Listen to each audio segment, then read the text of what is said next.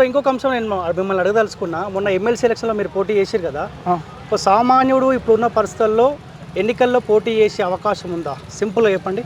లేదు, ఎన్నికలలో పోటీ మీరు చెయ్యలేరు అని ధనవంతులు నిరూపించగలుగుతున్నారు. ఏదైతే పెట్టుబడిదారులు, ధనవంతులు, గొప్ప భూస్వాములు ఇలా నా 1 ఎకరం 2 ఎకరాలు అమ్ముకుంటే నేను ఎలక్షన్లో పోటీ చేయగలను. ఇప్పుడు మన రాష్ట్రంలో ఒక ఎమ్మెల్యేకి పోటీ చేయాలంటే ఒక 50 కోట్లు కావాలి.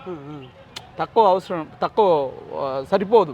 ఎందుకంటే నిన్న మొన్నటి ఎమ్మెల్సీ ఎన్నికలలోనే నియర్లీ 100 కోట్ల దాకా ఖర్చు పెట్టిండ్రు. అది ఎమ్మెల్సీ, ఉపాధ్యాయులు ఎమ్మెల్సీ, గ్రాడ్యుయేట్ ఎమ్మెల్సీ 100 కోట్లు ఖర్చు పెట్టిండ్రు. సామాన్యునికి ఒకసారి పోటీ చేస్తే ఎట్లా బాగుండు అనే ఆలోచనే చంపేసిండ్రు. ఇక్కడ అవకాశం లేదు.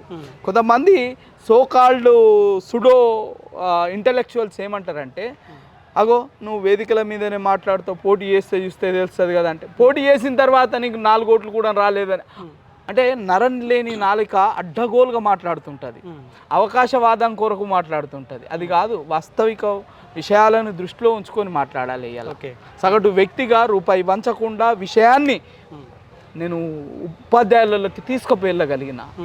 ఏమైంది, డబ్బులు ఎవరైతే ఇస్తారో వాళ్ళ కోసమే ఓట్లు వేసిండ్రు. ఇలా డబ్బులు ఇచ్చిన వాళ్ళ పరిస్థితి ఎట్లుందో వాళ్ళకు అర్థం చేసుకోవాలి కదా. ఓకే,